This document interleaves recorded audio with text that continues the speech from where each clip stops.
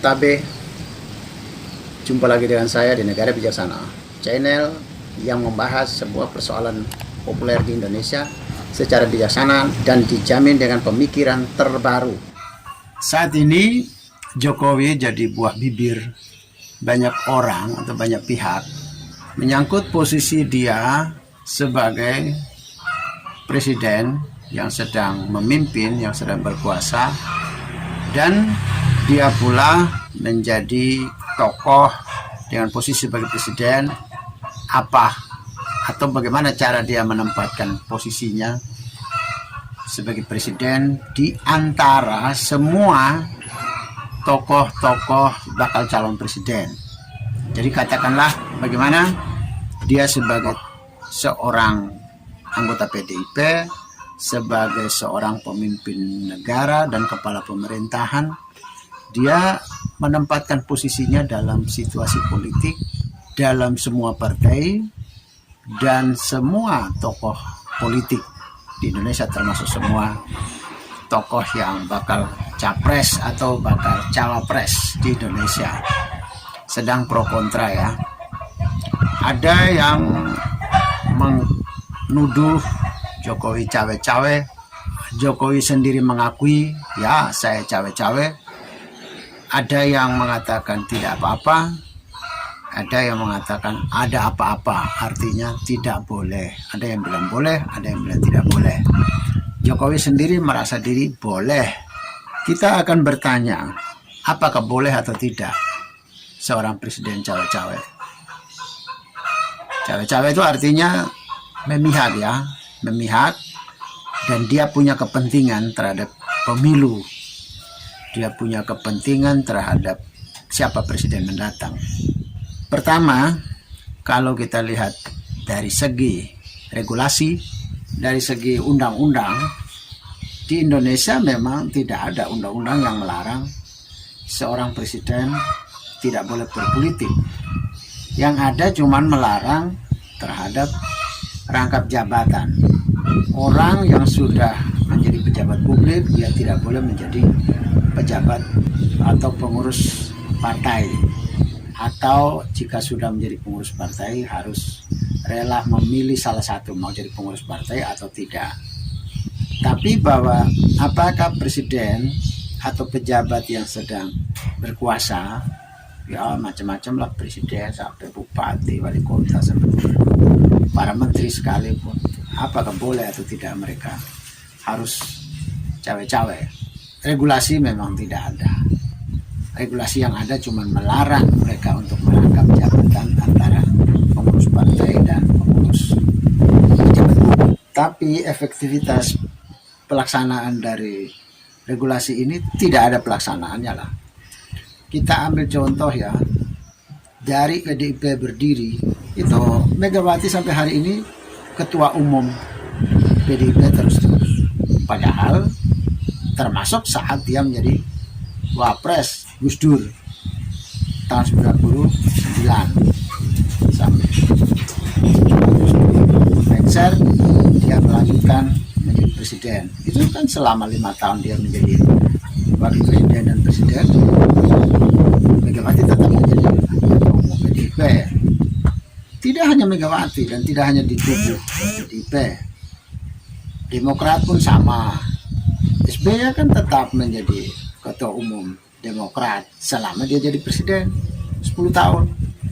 Sekarang Prabowo juga sama. Prabowo kan ketua umumnya Gerindra. Tapi selama masa kepemimpinan kedua, masa jabatan kedua dari Presiden Jokowi, Prabowo masuk menjadi Menteri Pertahanan, ya tetap menjadi ketua umum juga. Airlangga juga begitu, di Golkar juga begitu, tetap sudah menjadi Menko, dia tetap menjadi ketua Golkar. Banyaklah yang kayak gitu ya, tidak hanya satu. Jadi pasal tentang jangan rangkap jabatan ini antara jabatan publik dan jabatan politik di partai politik itu tidak ada yang jalan kok. Semua lakukan. Saya kira termasuk Hatta Rajasa juga dulu sama di PAN, rangkap jabatan juga. Mungkin Muhaimin Iskandar juga rangkap jabatan. Ya banyaklah, hampir kebanyakan partai melakukan itu. Ketertiban dalam undang-undang itu tidak ada. Apalagi apakah presiden boleh cawe-cawe? Enggak. Presiden kan sekarang Jokowi kan tak punya jabatan apapun di partai. Dia kan cuma anggota biasa di partai PDIP. Sehingga dia boleh, dan kebetulan juga tidak ada undang-undang yang melarang seorang presiden atau seorang pejabat publik tidak boleh cawe-cawe, itu tidak ada. Tidak punya aksi-aksi politik itu tidak ada. Secara hukum tentu tidak.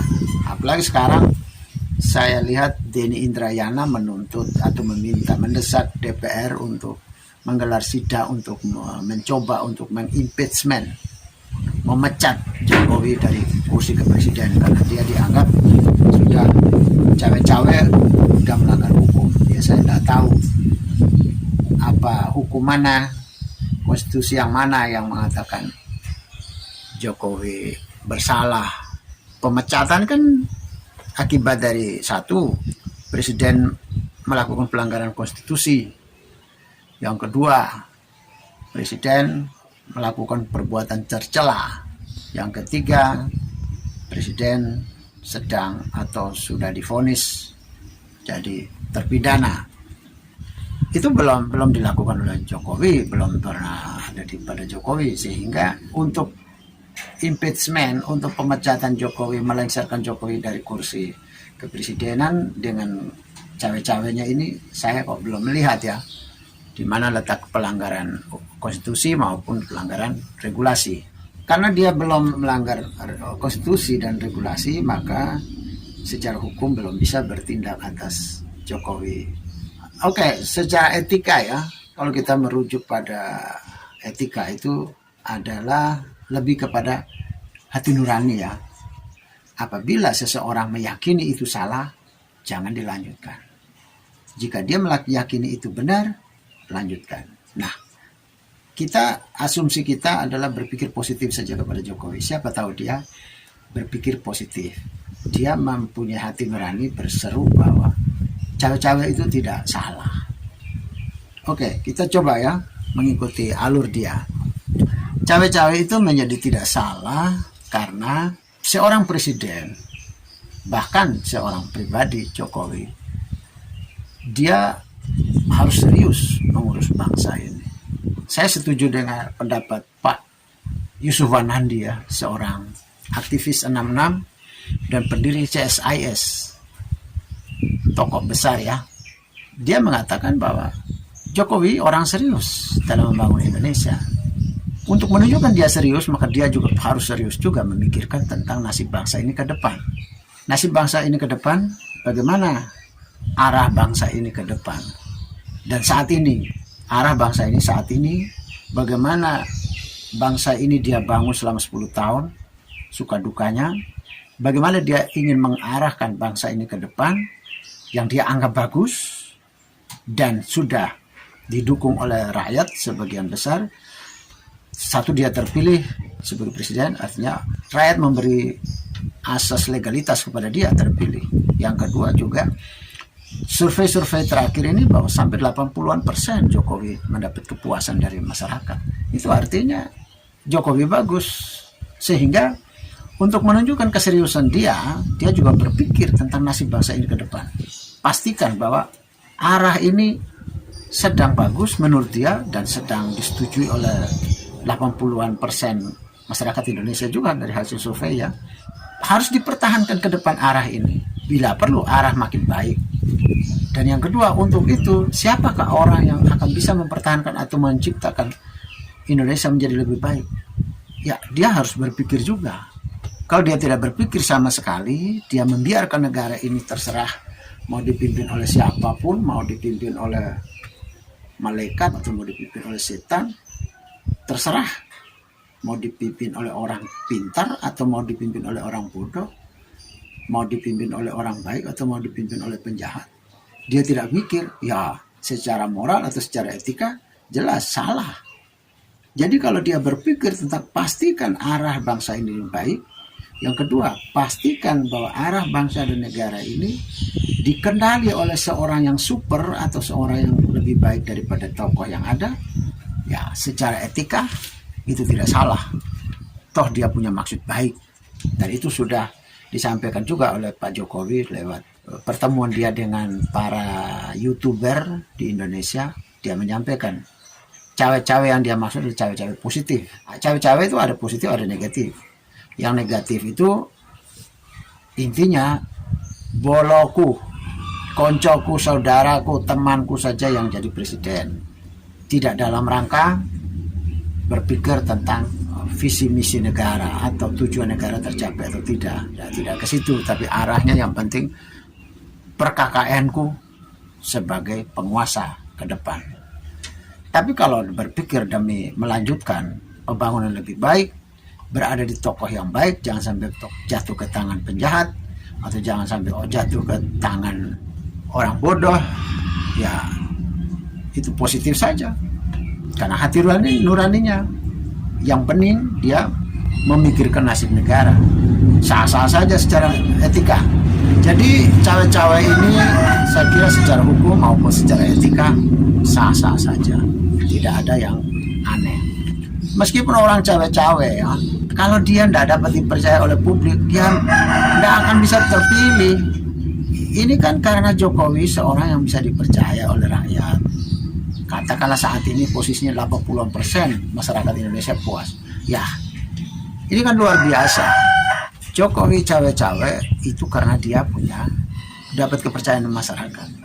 Misalnya orang membandingkan, wah dulu SBY tidak cawe-cawe, SBY membiarkan saja.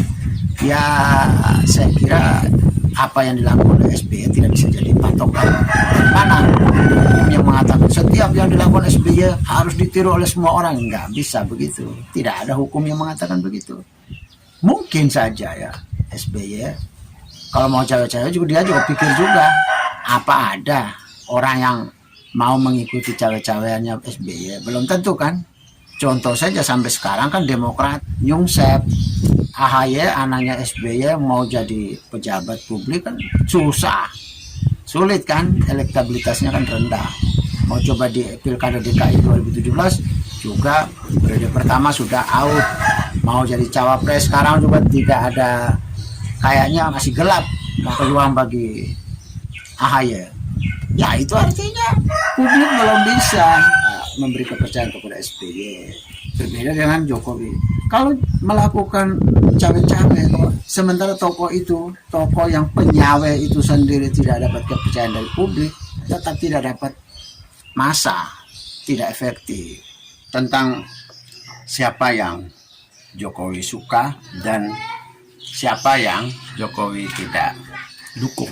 Di antara ketiga tokoh atau beberapa tokoh yang berpeluang menjadi baca pres di Indonesia ini tahun 2024. Dari gestur Jokowi sudah kelihatan bahwa Jokowi itu tidak pro Anies Baswedan.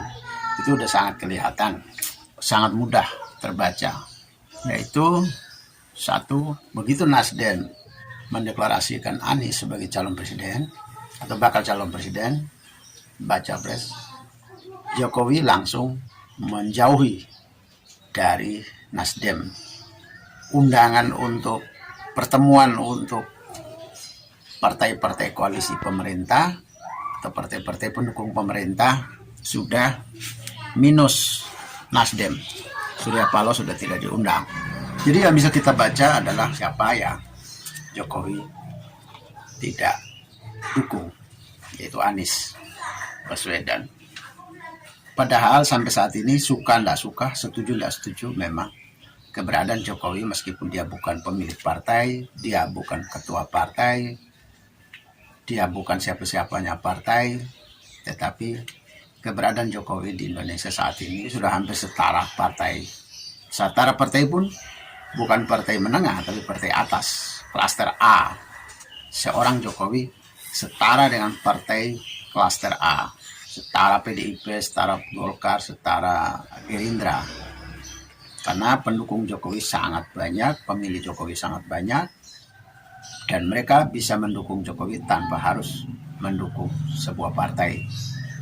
Tapi orang rame-rame banyak yang mengharapkan kalau bisa tuh Jokowi mendukung dia, kalau bisa nempel dengan Jokowi supaya terlihat mengambil perhatian dari para pendukung Jokowi. Itu terlihat sekali, hampir semua tokoh bakal capres di Indonesia saat ini hampir semua ingin didukung Jokowi. Lalu kepada siapa Jokowi mendukung? Kalau kita lihat dari beberapa waktu lalu, bahkan dari tahun-tahun lalu, gestur Jokowi sebenarnya hanya mempersoalkan dia tidak mendukung Anies. Terus siapa yang dia mendukung? Gestur dia diberikan kepada hampir semua partai-partai pendukung pemerintah, dia respect, dia mendukung. Lihat berbagai acara, ketika dia hadir di pertemuan di forumnya Partai Gerindra, dia mengatakan jangan-jangan atau kayaknya tahun 2024 itu adalah untuk Pak Prabowo. Ketemu dengan Muhaimin Iskandar, dia mendukung Muhaimin Iskandar. Ketemu dengan Airlangga Hartarto di acara forum Golkar, dia setuju dengan Airlangga. Ketemu dengan Zulkifli Hasan, Ketua Umum PAN, dia juga mendukung Zulkifli Hasan. Ketemu Ganjar Pranowo, dia mendukung Ganjar Pranowo. Lalu orang akan lihat, lah berarti Jokowi main banyak kaki gitu ya. Ya banyak kaki atau satu kaki kan tidak ada masalah. Tidak ada satu patokan norma yang melanggarnya. Tapi apa yang bisa kita lihat dari sini? Artinya bagi Jokowi, siapapun yang berkuasa, siapapun yang terpilih, asalkan bukan Anies, ya Pak Jokowi senang. Mau Prabowo yang terpilih, Erlangga yang terpilih, mau Zulkifli Hasan yang terpilih, mau Muhaimin Iskandar, mau Ganjar Pranowo, bagi Jokowi semua itu adalah orangnya saya. Siapapun terpilih, Jokowi adalah pemenangnya. Sehingga klaim-mengklaim Jokowi mendukung siapa-siapa itu tidak terlalu tepat. Secara gestur politik, komunikasi politik, kejawaannya, kesoloannya, Jokowi adalah senang dengan semua tokoh yang ada di koalisi pemerintah sekarang. Secara organisatoris memang dia milik PDIP, tetapi secara politis dia respect dengan semua tokoh partai yang di dalam koalisi pemerintah sekarang. Terus di kubu Ganjar mengklaim Jokowi ada di pendukung Ganjar. Di kubu Prabowo juga mengklaim Jokowi ada di Prabowo. Tapi seperti saya sudah bilang tadi, hampir semua yang masuk di dalam kelompok koalisi pemerintah ini Jokowi setuju. Dia mengharapkan siapapun terpilih dia suka atau dia punya harapan. Tetapi di antara semua ini, gestur Jokowi juga pernah memperlihatkan kedekatan. Khusus dia dengan Prabowo, khusus dia dengan Ganjar. Jadi menurut saya, terakhir Jokowi memberi porsi besar perhatiannya, kegiatan endorsementnya ada di Ganjar dan Prabowo. Jadi dia menurut saya itu 50-50 ya. 50% ada di Prabowo, 50% ada di Ganjar. Tiba-tiba bulan Maret kemarin, sudah selama 3 tahun Jokowi mempersiapkan untuk Indonesia sebagai penyelenggara Piala Dunia, sudah berkorban uang begitu besar, sudah bekerja keras, tahu-tahu Ganjar Pranowo bersama PDIP, suara PDIP, dan Iwayan Koster sebagai gubernur Bali, Ganjar Pranowo antara anggota PDIP dan sebagai gubernur Jawa Tengah, dia membuat pernyataan penolakan terhadap timnas Israel. Sehingga FIFA melihat Indonesia tidak kondusif, akhirnya FIFA membatalkan Indonesia sebagai penyelenggara Piala Dunia. Sejak itu ya gestur Jokowi sudah memperlihatkan tidak respect dengan Ganjar. Dia kecewa. Tiba-tiba 21 April Megawati, Ketua Umum PDIP, mendeklarasikan Ganjar sebagai bakal capres dari PDIP. Jokowi yang sedang berada di Jawa Tengah entah berlibur ataukah dia bertugas menjalani dinas sebagai seorang presidennya di Jawa Tengah, tiba-tiba dipanggil oleh Megawati ke Jakarta untuk menghadiri pendeklarasian Ganjar Pranowo sebagai bakal capres dari PDIP. Kehadiran Jokowi di forum itu tidak memperlihatkan performa psikologis Jokowi yang biasanya. Dia kelihatannya diam, lesu, kurang semangat. Publik dan para pengamat semua membaca bahwa Jokowi tidak respect dengan pencalonan Ganjar. Dia barusan kecewa sebagai manusia. Dia barusan kecewa dengan Ganjar. Jika tadi dia seorang Jokowi endorsement dengan Ganjar dan Prabowo, ketika dia tidak respect dengan pencalonan Ganjar, ya berarti sisa siapa? Bagi orang yang memahami komunikasi Jawa, komunikasi politik orang Jawa, Jokowi sebagai Solo, komunikasi politik Solo, Jogja sama saja. Berarti tinggal Prabowo yang ada di hati Pak Jokowi. Sebagian publik dan sebagian pendukung Jokowi sudah memastikan ke sana, arahnya ke sana, bahwa Jokowi mendukung Prabowo. Hal itu juga dilihat dari sampai hari ini tidak ada tanda-tanda khusus Jokowi mendukung Ganjar. Belum ada tanda-tanda khusus. Meskipun juga belum ada tanda-tanda khusus dia akan mendukung siapa gitu loh. Tapi kan kepada jagoan dari partainya kan juga dia tidak memberi sinyal mendukung. Dia sekarang katakanlah tetap memberi sinyal netral kepada semua bakal capres kecuali Anies Baswedan. Jika dia adalah seorang anggota PDIP dan dia sudah tidak menyatakan secara terbuka vulgar mendukung Ganjar, ya publik sudah membaca, pemilih dan pendukung Jokowi sudah membaca. Ya salah satunya orang seperti saya ini, ketika Jokowi tidak memberi sinyal yang begitu kuat terhadap Ganjar, ya itu menunjukkan bahwa dia netral. Dan ingat lagi ke masa lalu, dia pernah endorsement Pak Prabowo juga, berarti saat ini yang tertinggal adalah Prabowo di hatinya Pak Jokowi. Sinyal berikut juga yang terlihat adalah pertemuan para relawan Jokowi, acara musyawarah rakyat musrah dilakukan oleh kelompok atau relawan Projo. Mereka memberikan 3 nama sebagai capres di Indonesia, yaitu Ganjar Pranowo, Prabowo Subianto, dan Erlangga Hartarto. Melihat itu Jokowi kelihatannya tidak punya peran. Kelihatannya tidak punya, tapi sesungguhnya menurut saya Jokowi bisa punya peran. 3 nama yang diberikan oleh pendukung Jokowi ini, relawan Jokowi ini, untuk memberikan sebuah posisi tawar, positioning atau bargaining position dari Jokowi untuk sebuah pentas politik di Indonesia menuju 2024 ini. Jokowi diberi punya kekuatan, power yang tidak dipandang enteng oleh partai-partai politik yang ada.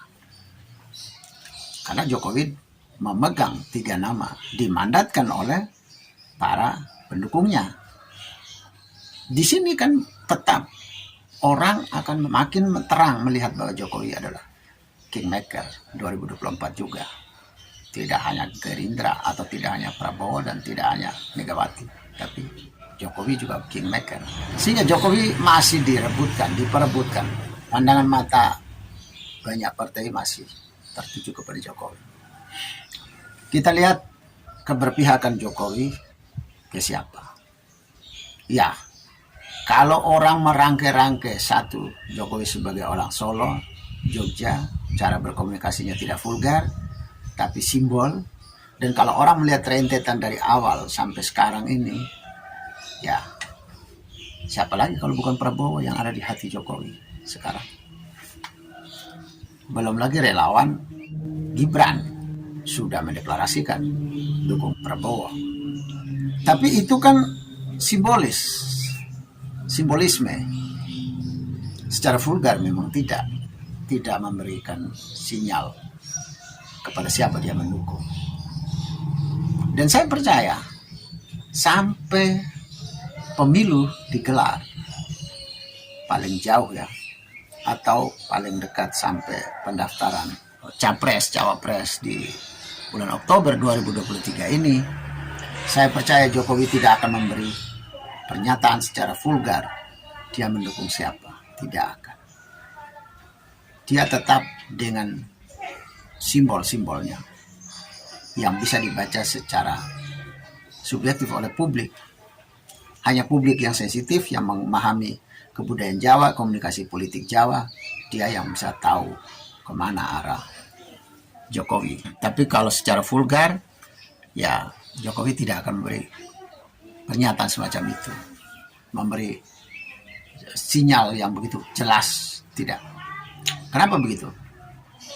Jokowi itu orang cerdik, bukan cuma pintar atau bukan cuma cerdas, cerdik dia. Dia tahu satu problem besar di setiap kabinet di Indonesia, terutama pada era reformasi ini, adalah di saat-saat terakhir prestasi kabinet selalu menurun. Kenapa begitu? Karena mereka mulai beramai-ramai mau capres, mau cawapres, mau caleg. Mereka sudah terbagi. Kalau Jokowi mendukung salah satu, misalnya Jokowi mendukung Ganjar, ya memacetkan kinerja, semangat kerja dari anggota kabinet yang lainnya yang berpeluang menjadi capres. Prabowo, Erlangga Hartarto, terus Sandiaga Uno, terus Erick Thohir, dan lain-lain. Ridwan Kamil, atau Mbak Kofifa Indar Parawansa. Jadi Jokowi tahu kalau dia mendukung salah satu, ya berarti kemungkinan besar kinerja kabinetnya dan kinerja pemerintahnya menurun, seperti biasanya dialami oleh presiden-presiden sebelumnya. Dia tidak mau memberi sinyal yang begitu terbuka supaya menjaga stabilitas kinerja pemerintahnya, kabinetnya, supaya sampai dengan masa jabatan kedua ini selesai, Jokowi masih punya prestasi yang bagus seperti yang kita lihat biasanya Pak Jokowi. Jadi posisi Jokowi menurut saya, dia saat ini ya, tidak tahu besok, secara organisatoris memang dia berada di pihak Ganjar, tetapi secara hati nuraninya dia berada di Prabowo. Tapi secara komunikasi politik dia netral dalam rangka strategi untuk mengamankan kinerja kabinet dan kinerja pemerintahan dia yang tersisa. Jadi Jokowi tidak mudah untuk terjebak dalam dukung-mendukung, tidak terjebak di dalam keberpihakan salah satu tokoh yang dia senang selama ini. Jadi saya melihatnya begini ya, Jokowi ya, siapapun yang penting dia dari kelompok koalisinya Pak Jokowi dia senang. Mau Ganjar kayak, mau Anies kayak, mau Prabowo kayak, mau Erlangga kayak, mau Caimin kayak, dia senang. Mau Ridwan Kamil kayak, dia senang. Tapi jika Prabowo yang terpilih, dia paling senang. Sama juga dengan jika Prabowo dan Ganjar satu paket, itu Jokowi tersenang. Jadi yang lainnya terpilih, Jokowi senang.